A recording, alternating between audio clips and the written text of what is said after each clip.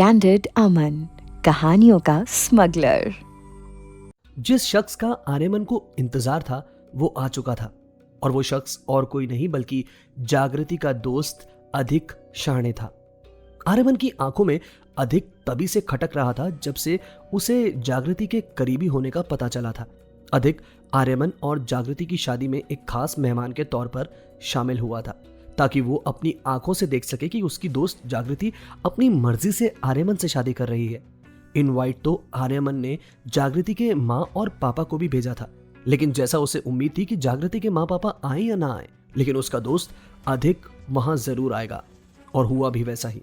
अधिक को तो अभी भी देखकर विश्वास नहीं हो रहा था कि जागृति ये सब अपनी खुशी से कर रही है। वो बस एक मौके की तलाश में था कि वो जागृति से अकेले में बात कर पाए, लेकिन इतनी टाइट सिक्योरिटी और आर्यमन के हर पल जागृति के साथ होने की वजह से उसके लिए यह सब करना नामुमकिन था। लेकिन आर्यमन भी अभी तक अधिक को नहीं जानता था, वो भी हार मानने वालों में से नहीं था। इधर मंडप में बैठी हुई जागृति की नजरें अधिक के ऊपर गई। वो अधिक के साथ अपने पेरेंट्स को भी वहां एक्सपेक्ट कर रही थी, लेकिन जागृति के पेरेंट्स ने वहां आने से साफ मना कर दिया।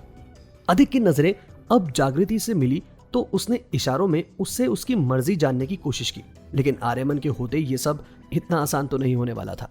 आर्यमन का पहरा इस समय जागृति के साथ साथ उसकी सोच पर भी था। वो अच्छे से जानता था कि जागृति के मन में आखिर चल क्या रहा है। आर्यमन ने अपनी बगल में बैठी जागृति के हाथ को फौरन थाम लिया। जागृति को अपने हाथ पर आर्यमन के हाथ की पकड़ का अंदाजा हुआ तो उसे समझते देर नहीं लगी कि उसे क्या करना है।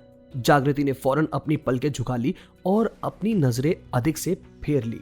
आर्यमन ने पंडित जी से कहा, Pandit ji, be very quick and finish all this, I don't have much time. Aryaman की यह बात सुनते के साथ ही पंडित जी ने रस्में शुरू की। इस दौरान जागृति किसी गहरी सोच में डूब गई। उसके जहन में अपनी माँ और पापा का ख्याल आ रहा था, जो आज जागृति की जिंदगी के इतने बड़े फैसले में उसके साथ नहीं थे। न जाने कितने सपने थे जागृति के माँ और पापा के उसकी शादी को लेकर, लेकिन आज वही लोग उसे आशीर्वाद देने के लिए वहां मौजूद नहीं थे। विवाह की रस्मों के दौरान जागृति को खोया खोया देखकर अधिक से अब रहा नहीं गया, और उसने एक जोर की आवाज में लगभग चिल्लाते हुए कहा, स्टॉप दिस नॉनसेंस! आर्यमन, तुम कैसे इसके साथ जबरदस्ती कर सकते हो? जग्गू, तू कैसे ये सब बर्दाश्त कर रही है? चल मेरे साथ, मैं तुझे अपने साथ लेकर जाने आया हूं, कम विद मी। अधिक की यह हरकत देखने के बाद भी आर्यमन के चेहरे पर 1% भी शिकन नहीं आई थी। आर्यमन ने अपने कुछ आदमियों की तरफ इशारा किया कि वो लोग जाकर अधिक को संभाले। तभी जागृति ने आर्यमन के हाथ को थामते हुए उसे रिक्वेस्ट की, please Aryaman, don't hurt him, मैं वही कर रही हूं जैसा आप कह रहे हो। आर्यमन ने जागृति के कानों में नजदीक आते हुए झुकते हुए आहिस्ता से कहा, ओके, एज यू से, मैं उसे कुछ नहीं करूंगा, just repeat what I am saying loud and clear. Jagriti ने फौरन हामी भरते हुए कहा, बोलिए, मुझे क्या बोलना है? मैं वो सब बोलूंगी और करूंगी जो आप कहेंगे, प्लीज उसे हर्ट मत कीजिए। जागृति ने ये सब बड़े ही रिक्वेस्ट करते हुए आर्यमन से कहा। आर्यमन ने उसके कान में लगभग फुसफुसाते हुए कहा, just say you love me and mind it, I want to hear this loud and clear.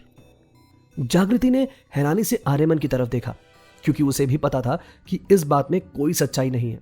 उसने आर्यमन से कहा, लेकिन आप जानते हैं ना कि इन सब में कोई सच्चाई नहीं। आर्यमन ने जागृति को जवाब दिया, मैं जानता हूं, तुम भी जानती हो कि इस सब में कोई सच्चाई नहीं है, so don't apply your brain and just repeat what I से। जागृति हाँ में सर हिलाती है तो आर्यमन ने जागृति के हाथ में एक माइक थमा दिया, जिसके बाद जागृति ने हिम्मत करते हुए कहा, I am in love with Aryaman. इतना ही अगर मुझे मौका मिले तो मैं हर जन्म में इन्हें ही अपना जीवन साथी चुनना चाहूंगी। जागृति के इतना बोलते ही आर्यमन ने उसके हाथ से माइक लेकर साइड में खड़े शख्स के हाथ में थमा दिया। उसे जो कन्फेशन जागृति से सुनना था वो उसने सुन लिया था, जिसके बाद आर्यमन ने अपने आदमियों को इशारा किया कि वो अधिक को छोड़ दे। वही बस एक इकलौता शख्स था जिसे इस बात का यकीन नहीं था कि जागृति ये सब अपनी मर्जी से कर रही है, लेकिन जागृति के मुंह से एक कन्फेशन सुनने के बाद अधिक की भी उम्मीद टूट चुकी थी। जागृति कैसे इस शख्स से प्यार कर सकती है? जबकि अधिक को वहां बुलाने और जागृति से ये सब कन्फेस करवाने के पीछे आर्यमन की सोची समझी साजिश थी। आर्यमन ने जागृति के चेहरे को अपने दोनों हथेलियों में थामते हुए उसके माथे को चूम लिया। जागृति के लिए यह सब बहुत अजीब था। उसने फौरन आर्यमन के दोनों हाथों को अपने से दूर झटक दिया। यह सब देखने के बाद अब अधिक वहां से उल्टे पांव वापस चला गया और अपनी टूटी हुई उम्मीद के साथ वो काफी रो रहा था। लेकिन जागृति अब पूरी तरह से आर्यमन के जाल में उलझ चुकी थी। आर्यमन के लिए यह राह आसान नहीं होने वाली थी जो उसने जागृति का दिल दुखाकर अपने लिए चुनी थी। न जाने आज तक कितने ही लोगों की जाने वो ले चुका था, लेकिन कहते हैं ना, हर शेर का एक सवा शेर होता है। कहीं ये नाजुक से दिखने वाली जागृति वही तो साबित नहीं होने वाली आर्यमन के लिए। आखिरकार वो समय आ ही गया जब दोनों ने 7 फेरे लेने के लिए अपने कदम मंडप की ओर बढ़ाए। जागृति की आंखें अभी भी इसी उम्मीद में थी कि शायद कुछ ऐसा हो जाए जिससे वो यहां से निकल जाए, लेकिन हर एक बढ़ते कदम के साथ उसकी उम्मीद टूटती जा रही थी। आर्यमन ने जागृति के हाथ को थामा हुआ था। वो लोग विवाह मंडप में थे और अब आर्यमन ने एक बार फिर से पंडित जी से कहा, रस्में शुरू कीजिए पंडित जी, इट्स ऑलरेडी टू लेट। पंडित जी ने फौरन मंत्र पढ़ने और रस्में शुरू कर दी। जागृति और आर्यमन एक एक रस्म के साथ विवाह के बंधन में बस बंधते ही जा रहे थे। पंडित की बताई हुई एक एक फेरे की कसम के साथ साथ जागृति अपने मन में भी एक कसम ले रही थी। उसने सोच लिया था कि वो आर्यमन मल्होत्रा को बर्बाद कर देगी। जागृति मन में दोहरा रही थी, तुम्हें खबर नहीं है मिस्टर आर्यमन मल्होत्रा कि तुम किससे शादी कर रहे हो। आज से तुम्हारी बर्बादी की उल्टी गिनती शुरू। तुम जो मेरे साथ कर रहे हो, तुमने सब कर लिया, लेकिन अब तुम देखो कि मैं तुम्हारे साथ क्या करती हूँ। तुमने मेरी फैमिली रेपुटेशन को मिट्टी में मिलाया है ना, अब देखो मैं तुम्हारा क्या क्या मिट्टी में मिलाती हूँ। ये बातें सोचते हुए जागृति ख्यालों में खोई हुई थी। आर्यमन ने जागृति के चेहरे के आगे हाथ घुमाते हुए उसका ध्यान तोड़ा तो वो जैसे होश में आ गई। अब आर्यमन को जागृति की मांग में सिंदूर भरना था।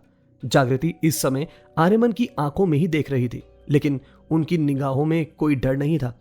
उसकी आंखों को देखकर ही पता चल रहा था कि उसके अंदर डर अब खत्म हो चुका है।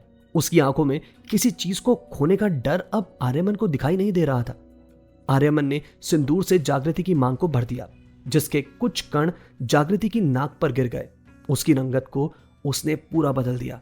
इसके बाद आर्यमन ने जागृति को मंगलसूत्र पहनाया। जागृति अब एकदम खामोश हो चुकी थी। आर्यमन और जागृति की शादी की रस्में पूरी हो उसके बाद रिपोर्टर्स ने उनकी पिक्चर लेनी शुरू कर दी।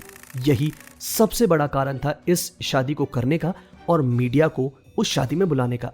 इधर शादी की रस्म पूरे होते ही आर्यमन ने एक मीडिया स्टेटमेंट दिया, फ्रॉम टुडे ऑनवर्ड्स मिस जागृति देशपांडे इज ऑफिशियली मिसेस जागृति Aryaman Malhotra. Please wish us for a better future and happy married life. Media ने तो एक के बाद एक दोनों के फोटोज लेने शुरू कर दिए। इधर जागृति इस स्ट्रेस को ज्यादा देर तक झेल नहीं पाई और आर्यमन के पीछे कुछ कदम चलते ही वो बेहोश होकर फ्लोर पर गिर गई। अपने कंधे पर डाले विवाह के गठबंधन में खिंचाव महसूस होते ही आर्यमन फौरन पलटा। जागृति इस समय एकदम बेसुध होकर फर्श पर बेहोश पड़ी थी। अब तक आर्यवीर भी दौड़ते हुए वहां आ चुका था। आर्यमन ने फौरन नीचे बैठते ही जागृति को अपनी गोद में उठा लिया। आर्यमन ने जागृति को उसके रूम में ले जाते हुए आर्यवीर को मीडिया को संभालने का इशारा किया, जिसे समझते आर्यवीर को देर नहीं लगी। इधर आर्यमन के कदम जागृति को लिए रूम में बढ़ चुके थे। तो क्या अब शुरू होती है आर्यमन की उल्टी गिनती, या फिर जागृति पड़ जाएगी अपने दुश्मन आर्यमन के प्यार में? जानेंगे कहानी के अगले भाग में। जानेंगे लव अरेस्ट के आगे के सफर में। Stories exclusively available on our YouTube channel Candid Aman.